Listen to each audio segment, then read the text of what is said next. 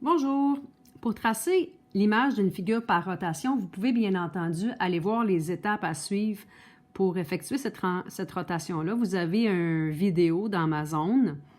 À la page 245, en haut, il y a deux petites vidéos. Il y en a une pour tracer une rotation et il y en a une pour définir une rotation, c'est-à-dire être capable d'aller trouver le centre de rotation, trouver l'angle de rotation et tracer la flèche de rotation.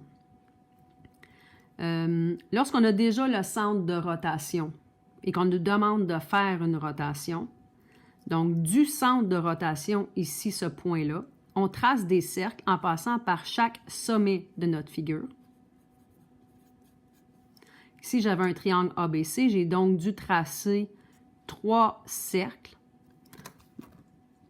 en passant par chacun des 3 sommets. Cercle de centre de notre sommet.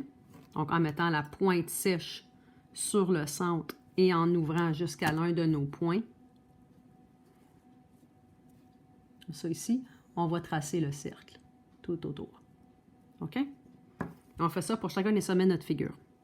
Ensuite, là, il reste à savoir, est-ce que la flèche de rotation est déjà construite ou non? Si la flèche n'est pas construite, on va sûrement nous donner un angle de rotation ainsi qu'un sens.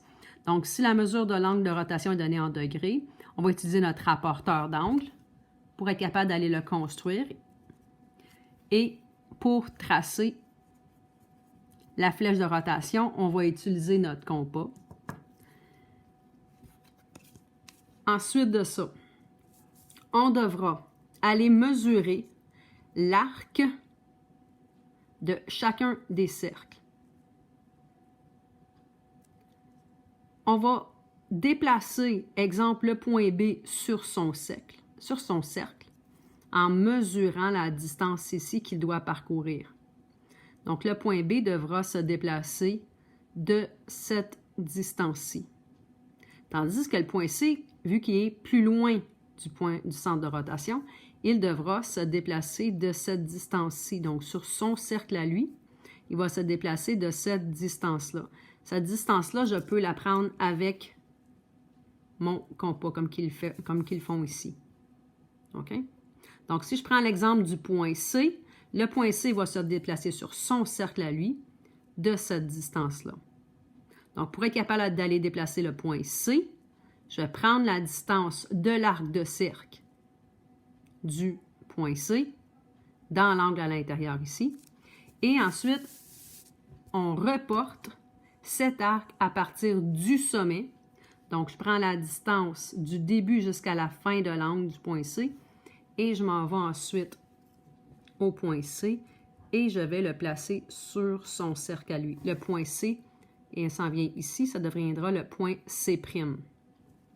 Donc, on reporte cet arc à partir du sommet de la figure dans le sens indiqué par la flèche de rotation. Tu vois, la flèche, ça s'en va dans le sens horaire.